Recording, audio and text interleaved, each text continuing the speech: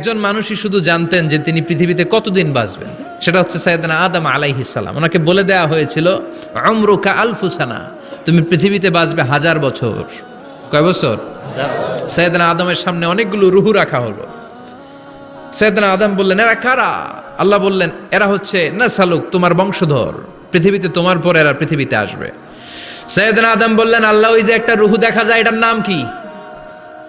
আল্লাহ বললেন, হাদা ইবনুকা দাউদ, এটা তোমার ছেলে দাউদ, সে দুনিয়াতে নবী হয়ে আসবে, তার ছেলে সুলাইমানও নবী হয়ে আসবে।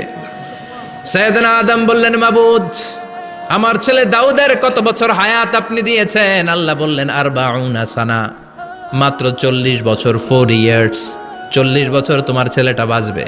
ও আল্লাহ, আমি বাঁচবো কয় বছর? তুমি বাঁচবা 1000 বছর। সুবহানাল্লাহ। সাইয়েদনা আদম বললেন, মাবুদ, এত ফুটফুটে সুন্দর আমার ছেলে দাউদ, মাত্র 40 বছর দিলেন কেন? জিদ মিন উমরিহি, বাড়ায়া দেন। কি করেন? সুপারিশ করতেছে পোলার লাইগা কে? বাবা। আল্লাহ আপনি বাড়ায়া দেন, আল্লাহকে বাড়ানো যাবে না। লেখা হয়ে গেছে, রুফিআতিল আকলাম ওয়া জাফফাতিস সুহুফ, কলম তুলে নেওয়া হয়েছে আর কালি শুকায় গেছে, আর কিছু করা যাবে? সাইয়েদনা আদম বললেন, মাবুদ, আমার 1000 বছর কেন দিলেন? আমার এই সুন্দর ফুটফুটে ছেলেটারে মাত্র শুধুমাত্র 40 বছর কেন দিলেন? ও মাবুদ, আমার 1000 বছরের দরকার নাই, আমার 1000 বছর থেকে 60 বছর আমি আমার ছেলেরে দিয়ে দিলাম। দাউদ আলাইহিস সালাম বাঁচবে 40 বছর, তো বাপ আদম যদি আরো 60 দেয়, 40 আর 60 মিলে কত হয়? 100।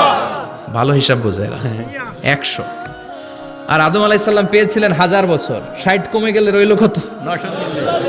940 বছর পৃথিবীতে থাকার পরে মালাকুল মাউত চলে এসেছে, কারণ এটা on time. The death will come on time, it never late, কখনো দেরি হয় না। আল্লাহ বললেন, লিকুল্লি উম্মাতিন আজালুন ফাইযা জাআ আজালুহুম লা ইস্তাখিরুনা সাআতান ওয়া লা ইস্তাকদিমুন। মৃত্যুর একটা নির্ধারিত সময় আমি বেঁধে দিয়েছি, অন টাইম। অন টাইমেই চলে আসে, 1 সেকেন্ড আগেও আসবে না, 1 সেকেন্ড পরেও আসবে না। 940 বছর বয়সে মালাকুল মাউত এসে হাজির, এসে বলল, জিইতু আন আকবাদা রূহাক, রূহ কবজ করতে আসছি। আদম আলাইহিস সালাম বললেন, রূহ কবজ করতে আসছো মানে? আমি বাঁচবো তো 1000 বছর। কয় বছর? মালাকুল মাউত বললেন, না না, ওই যে আগের কথা স্মরণ করেন, আপনি 60 বছর দিয়ে দিয়েছিলেন। কয় না, আমি দেই নাই, আমি আরো বাঁচুম, আরো 60 বছর পাওনা আছি, আমি দেই নাই। মালাকুল মাউত বললেন, আপনি দিয়েছেন? আদম বলে, দেই নাই। মালাকুল মাউত বলে, আল্লাহ ঘটনা দেখেন, দিয়া কয় দেই নাই। আল্লাহ কয়, থাক, কথা কইস না, আয়া পর। সুবহানাল্লাহ পড়েন। নাসিয়া আদম ফানাসিয়া বানু, ভুলে গেছেন উনি। আমরা ভুলে যাই, আমরা খেয়ে বলছি খাই নাই, নিছিলাম পকেটে, কয় নেই নাই। এরকম ডাকাইত আছে না নাই? নাসিয়া আদম ফানাসিয়া বানু, বিশ্বনবী বললেন, আদম ভুলেছে তো তার সন্তানরাও ভুলে যায়।